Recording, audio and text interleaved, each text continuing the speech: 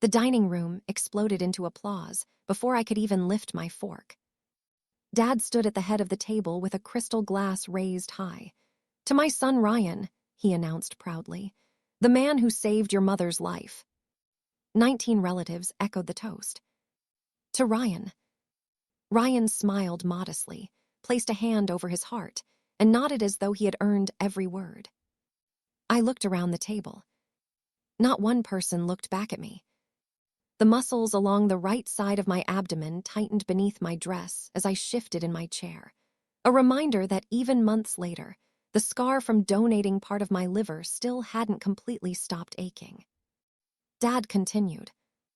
"I don't know where we'd be without his determination. The donor drive, the fundraising, the endless hospital calls. Son, you carried this family." More applause. Ryan never once opened his mouth to correct him.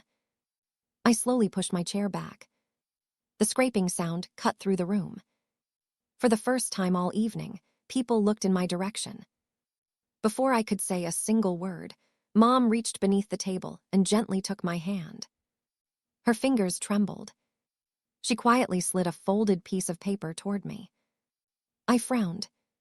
She gave the smallest shake of her head, silently begging me to read it first.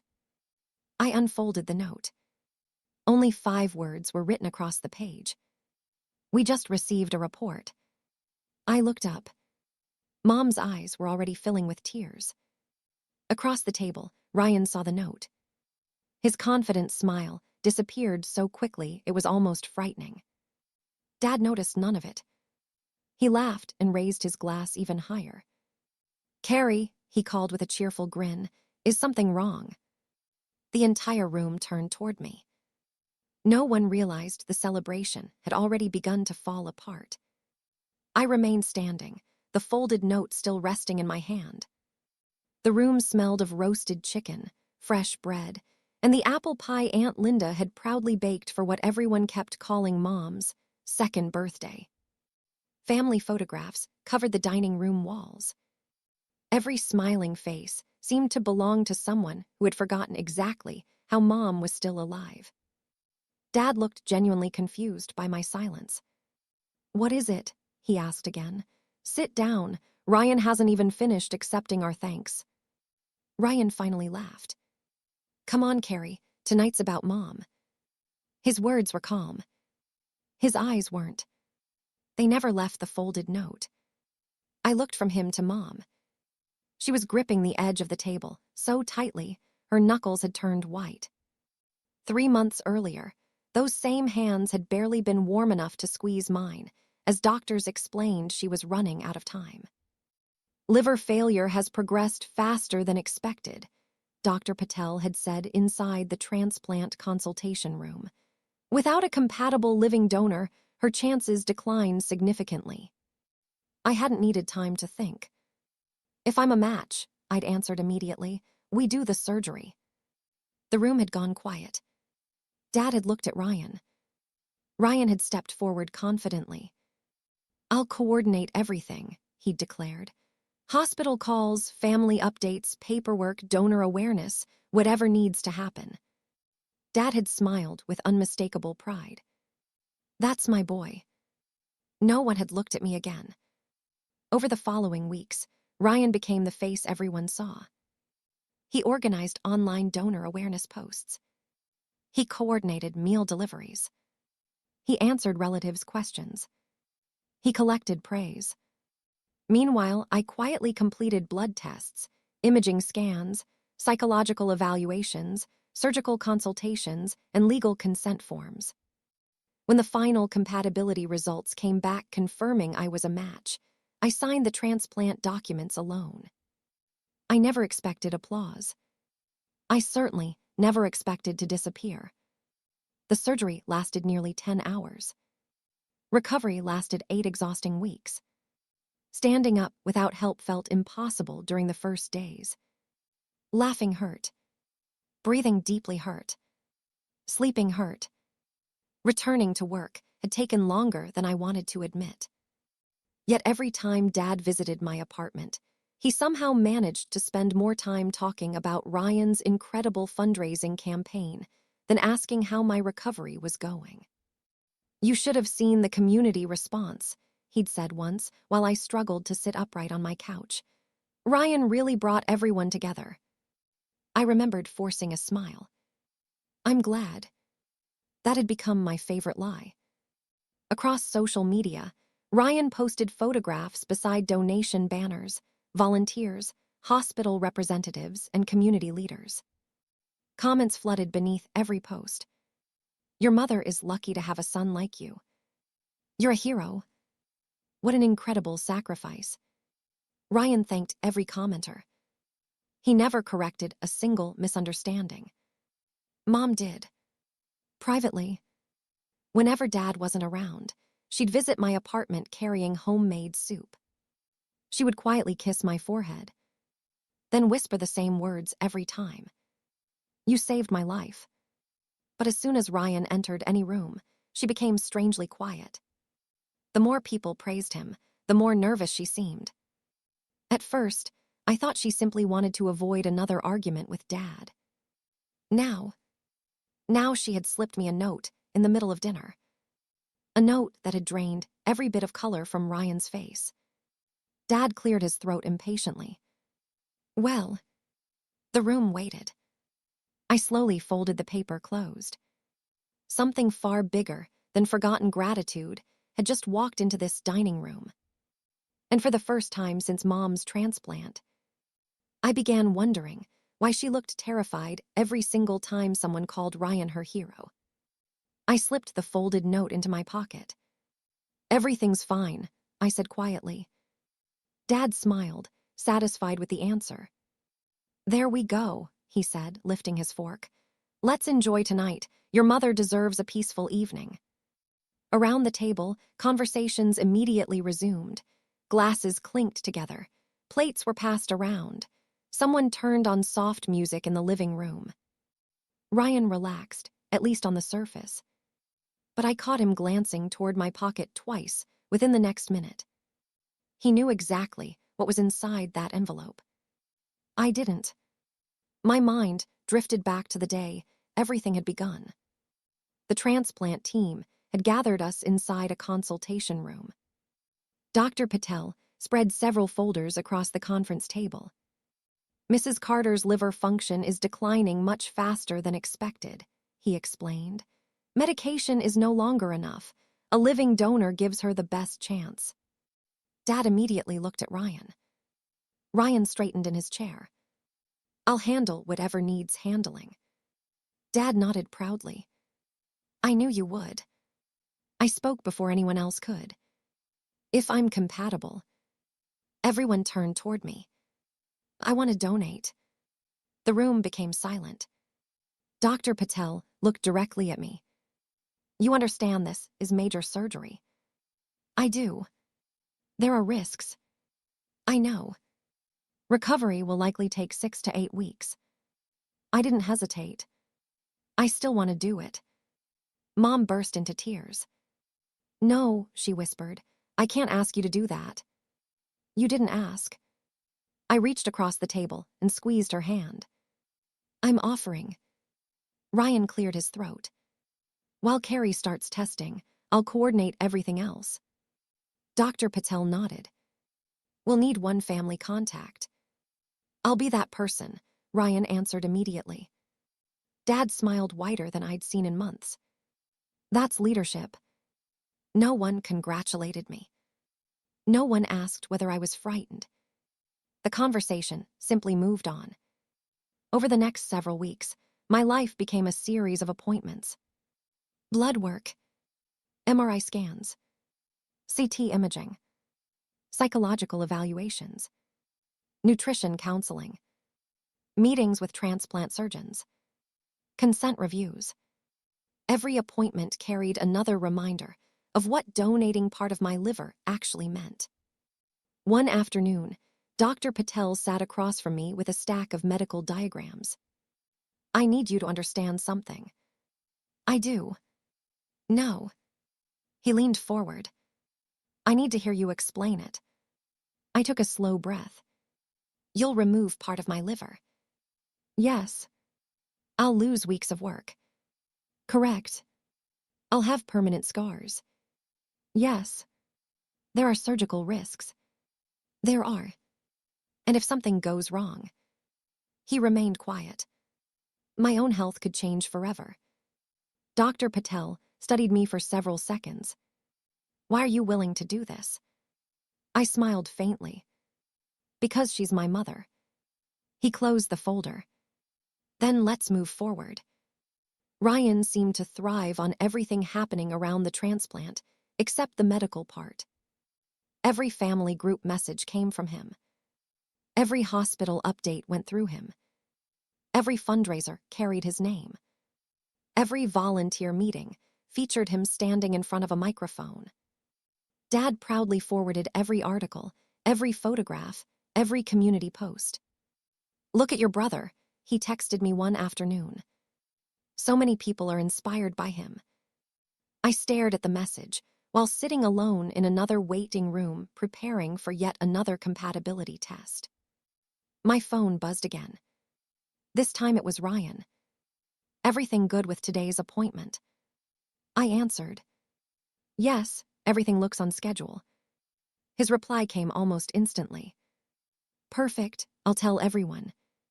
He always wanted to be the one delivering the news. The morning my compatibility results arrived, I was already at work.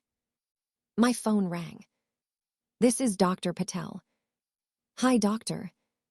We have your final results. I stopped walking. And you're an excellent match. I leaned against the hallway wall. When can we do the surgery?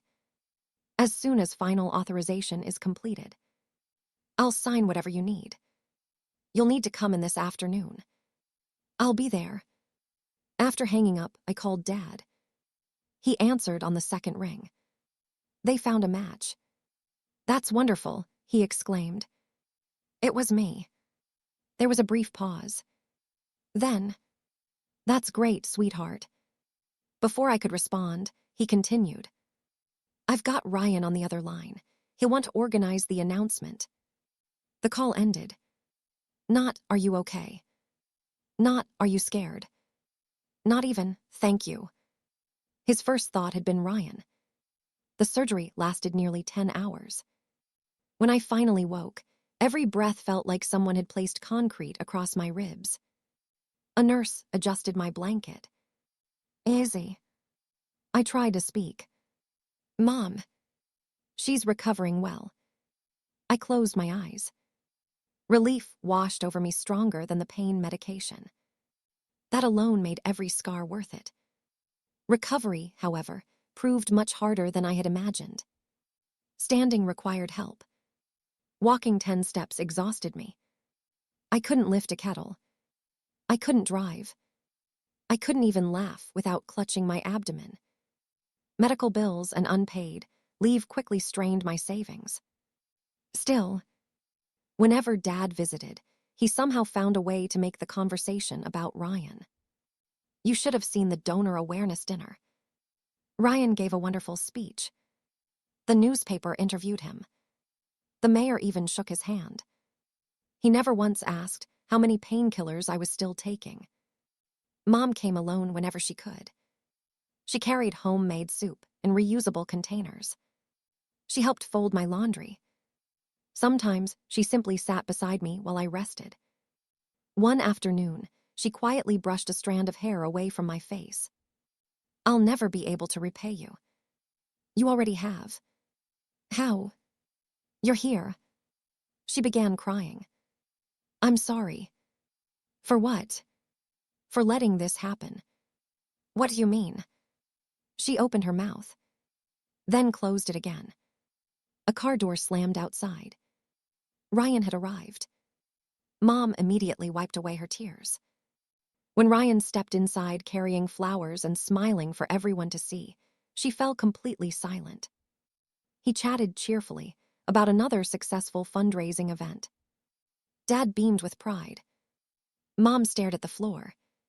For the first time, I wondered whether her silence had nothing to do with gratitude and everything to do with fear. The applause returned before I had time to process any of those memories.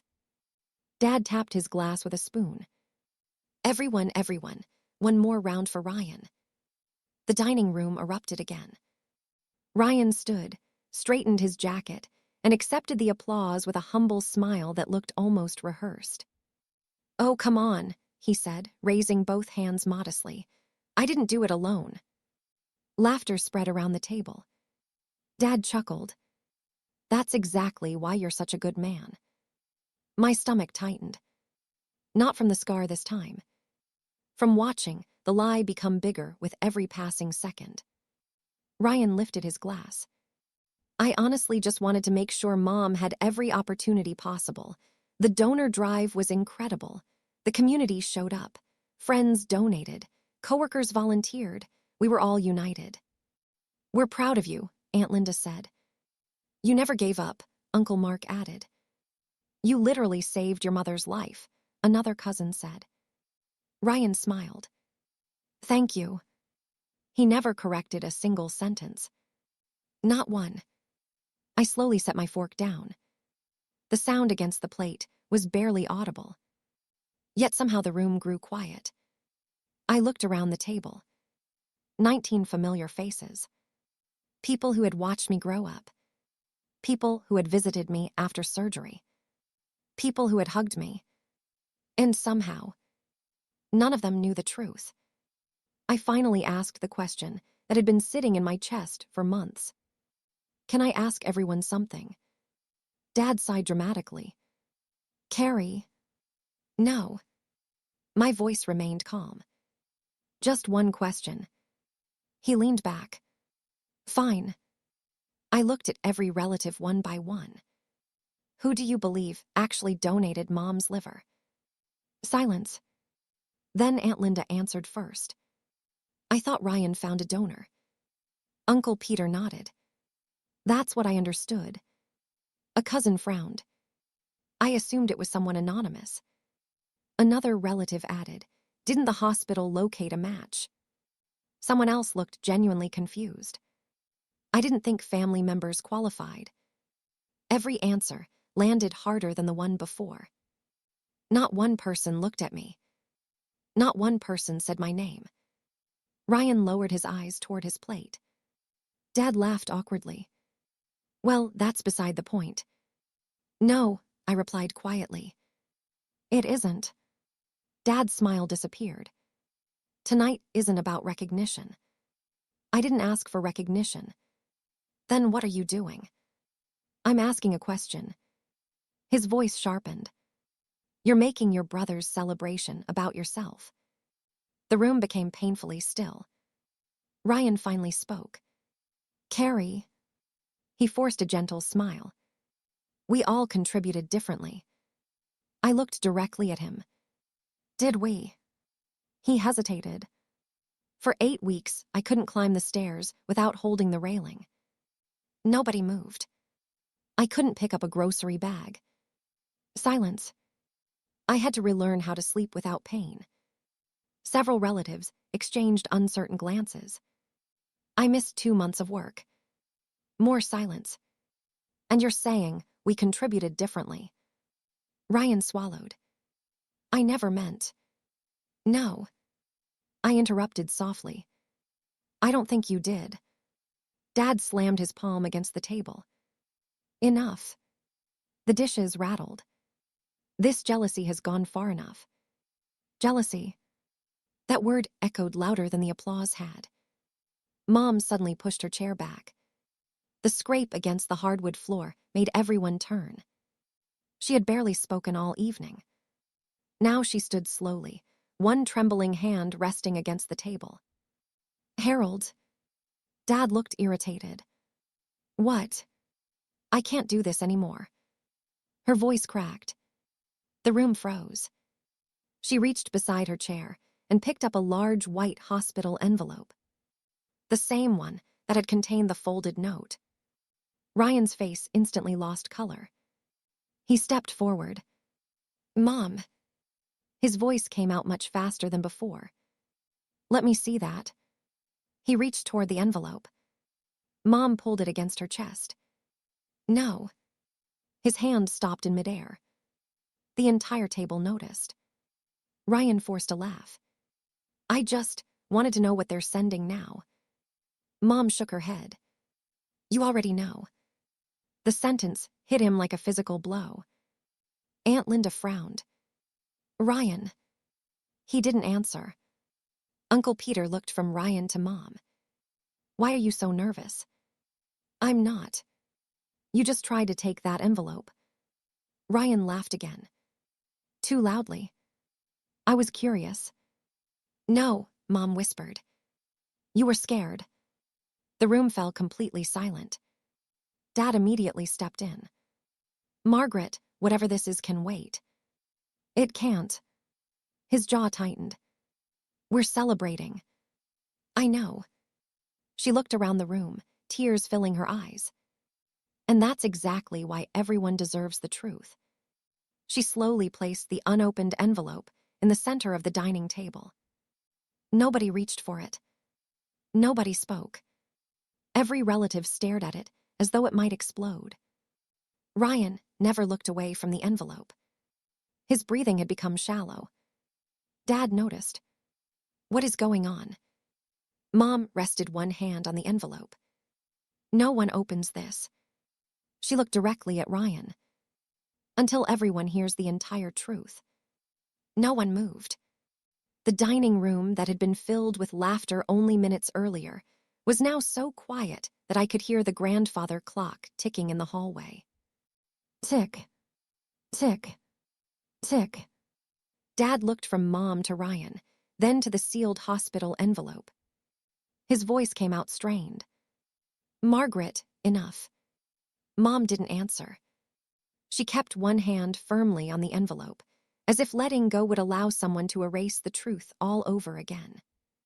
Ryan finally broke the silence. This is ridiculous. He forced a laugh, but it sounded hollow. Hospital paperwork isn't exactly dinner conversation. No, Mom replied quietly. But lies are. Several relatives shifted uncomfortably. Aunt Linda slowly lowered her wine glass. What lies? Mom inhaled deeply before speaking. 3 weeks ago, the transplant center contacted me. I frowned. They contacted you. She nodded. After they completed an internal compliance review, every eye in the room shifted toward her. They said they had discovered irregularities during my transplant approval. Dad immediately waved a dismissive hand. Every hospital has paperwork issues. Mom looked directly at him. This wasn't paperwork. The room became even quieter. They interviewed surgeons. She paused. Transplant coordinators. Another pause. Administrative staff. Then she looked at me. And they asked questions about the delays before my surgery. My heartbeat quickened. Delays. I remembered them. Back then, I'd accepted every explanation without question. Months earlier, I had been sitting in a consultation room with Dr. Patel when he walked in looking unusually concerned. I'm sorry, Carrie. What happened? We're still waiting. For what? Authorization. I frowned. I already signed everything. You did. The tests are finished. They are. So what's missing? He hesitated. We're trying to locate several required confirmations. I thought Ryan was handling communication. He is. Dr. Patel chose his next words carefully. We've left multiple messages. Has he answered? Not yet. At the time, I hadn't thought much of it. Ryan worked for an international consulting firm. He traveled often. Busy people missed calls. It happened. I simply waited. Another day passed. Then another. Finally, I called Ryan. Hey. Oh, Carrie. You missed calls from the transplant office. I've been in meetings. They said they need approvals. I'll handle it. You promise? Relax. He laughed. Everything's under control. I believed him. Back at the dinner table, Mom's voice interrupted my memory. They expected my surgery 4 days earlier. Gasps spread around the room. Dad frowned. 4 days doesn't matter. It did. Mom looked at him steadily. The surgeons told me timing was becoming critical. Ryan shifted in his chair. That's not what happened. Mom turned toward him. It is. He opened his mouth, closed it, then looked away. Uncle Peter leaned forward. Ryan, were you the hospital contact? Ryan nodded reluctantly. Yes. And they couldn't reach you. I was traveling. For work. Oh, yes. The answer hung in the air. One of my younger cousins suddenly spoke. Wait. Everyone turned toward her. Weren't you in Singapore that week? Ryan froze. She continued. I remember because you posted pictures from Marina Bay. Another cousin nodded. I remember those photos. And the conference. The International Leadership Summit. Ryan's shoulders stiffened. Dad immediately stepped in. So what? He still organized everything. Mom slowly shook her head. No. Her voice was barely above a whisper. He disappeared. Silence. He left while doctors were trying to finalize the transplant. Ryan stood abruptly. I don't have to sit here and listen to this. He grabbed the back of his chair. I'm leaving. Sit down. The voice didn't belong to Dad. It belonged to Aunt Linda. Everyone looked at her. She had never spoken to Ryan that way before. You wanted the credit, she said calmly. You can stay for the truth. Ryan remained standing. I've done nothing wrong. Mom looked at him with tears in her eyes. Then why were you so frightened when you saw this envelope? He had no answer. His silence spoke louder than anything he could have said. Dad rubbed both hands across his face. I still don't understand. Mom looked at him sadly. That's because you never wanted to. The words landed like a hammer. Harold's expression faltered for the first time all evening. I believed our son. You believed the son you wanted. He lowered his eyes. No one defended Ryan anymore. Not even the relatives who had applauded him only minutes earlier. The room had changed. Completely. Mom picked up the envelope. Her hands still trembled. She walked around the table and stopped beside me. Carrie. She gently placed the report in front of me. I should have given this to you the moment it arrived. I looked at the official hospital seal. The compliance office logo. Multiple signatures. Pages clipped neatly together. The weight of the report felt heavier than paper. I slowly opened the folder. The first page contained the investigation summary. The room held its breath. Ryan stared at the floor. Dad stared at me. Mom quietly rested a hand on my shoulder. I swallowed. Then I began reading aloud. The delay directly resulted from. My voice barely carried across the room. The delay directly resulted from repeated failures by the designated family liaison to forward time-sensitive transplant communications to the donor and surgical team. No one spoke. I turned the page. The silence became unbearable. The report continued. Hospital Compliance Review Summary. The investigation determined that the designated family liaison, Ryan Carter, repeatedly received urgent communications requesting documentation, scheduling confirmations, and immediate responses necessary to proceed with transplant approval. Multiple phone calls, emails, and certified notifications were documented. Required responses were delayed despite acknowledgement of receipt. Ryan slowly lowered his head. I continued reading. The review found that these delays occurred during the period in which the liaison was attending an overseas business conference, despite knowing the transplant team considered the surgery increasingly time-sensitive. Aunt Linda covered her mouth. Oh my God. I turned another page. There is no evidence that the donor, Carrie Carter, contributed to any delay. Another paragraph. The donor completed all medical evaluations, psychological assessments, informed consent documentation, and preoperative requirements within the requested timeframes. I paused. My hands trembled. The next sentence was highlighted. The donor's immediate availability after the communication delay prevented further deterioration of the recipient's condition and preserved the surgical opportunity. Dr. Patel had been right. Those 4 days had mattered. Without realizing it, I had been racing against a clock I couldn't even see. Ryan finally spoke. I never wanted Mom to die. Nobody answered.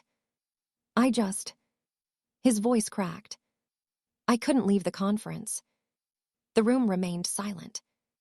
It was the biggest opportunity of my career. He looked around desperately. I thought a few days wouldn't matter. Mom closed her eyes. They did. Ryan looked at Dad. Dad. Harold didn't answer. I organized everything else. Still nothing. I raised money. Silence. I brought people together. Uncle Peter finally spoke. And while you were bringing strangers together. He looked directly at Ryan. Your sister was lying in a hospital bed, preparing to give away part of her liver.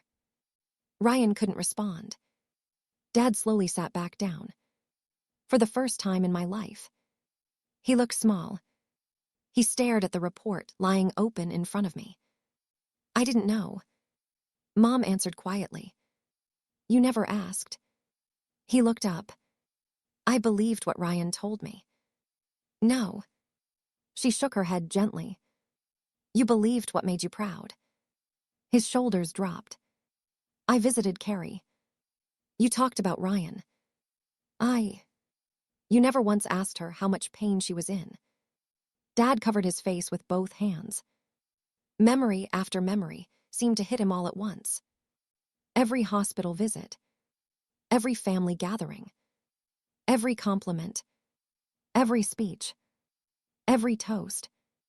All directed toward the wrong child. He lowered his hands and finally looked at me.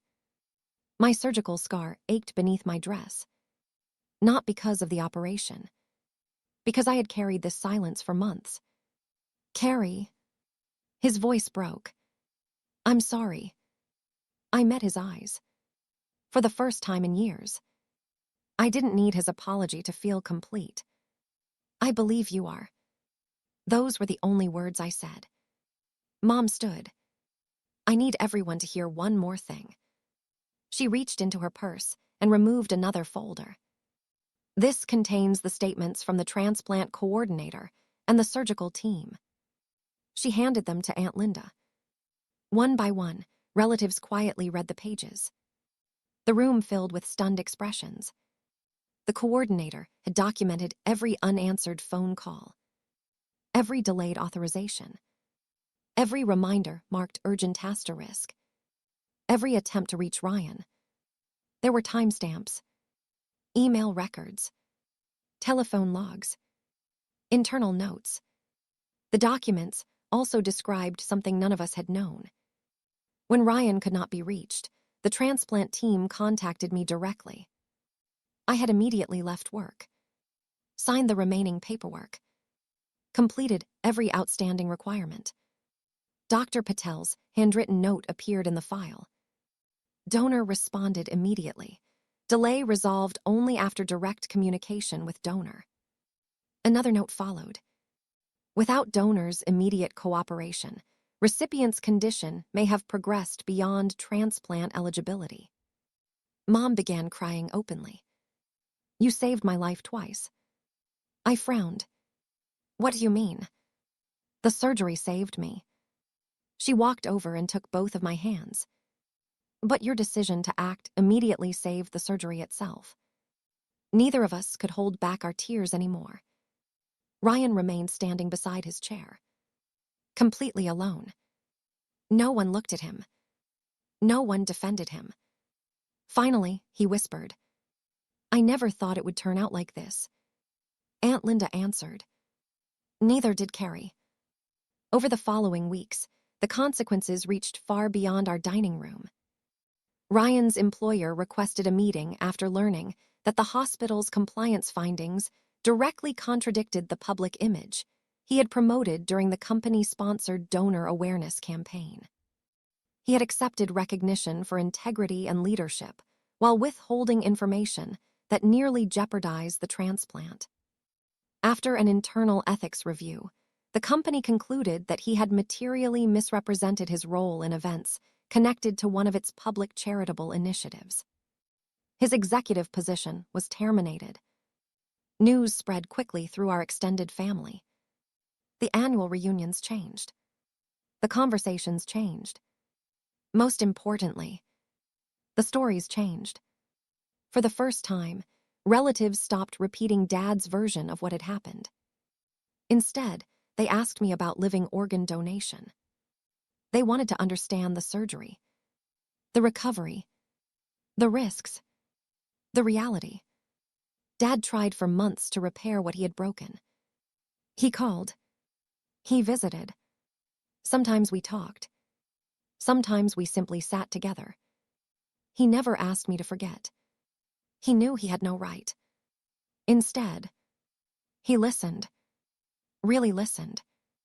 That was something I had waited my entire childhood to experience. Mom and I grew closer than we had ever been. She attended every follow-up appointment with me. When my scar gradually faded, she touched it gently one afternoon and smiled through tears. I used to see the scar and remember my illness. She squeezed my hand. Now I see it and remember your courage. A year later, our local transplant foundation held its annual appreciation ceremony for living organ donors. The auditorium wasn't large. There were no television cameras. No elaborate decorations. Just recipients, donors, doctors, nurses, and families whose lives had been changed forever. When my name was announced, the audience stood. Not because someone had organized a fundraiser. Not because someone had delivered speeches. But because they understood exactly what it meant to willingly give part of yourself so someone else could live. The applause lasted longer than I expected. This time, I didn't look around wondering who deserved it. I knew. Dad sat quietly in the second row beside Mom. He clapped harder than anyone else. Ryan attended too. He remained in the back of the room. He applauded politely. No one asked him to speak. No one introduced him as a hero. When the ceremony ended, several new donors approached me with questions about recovery, fear, and hope. I answered every one of them honestly. Before leaving, I looked at Mom. She smiled. Healthy. Strong. Alive. I raised a glass of sparkling cider during the reception and said softly, "The truth didn't save me from the surgery, but it finally saved me from living in someone else's shadow."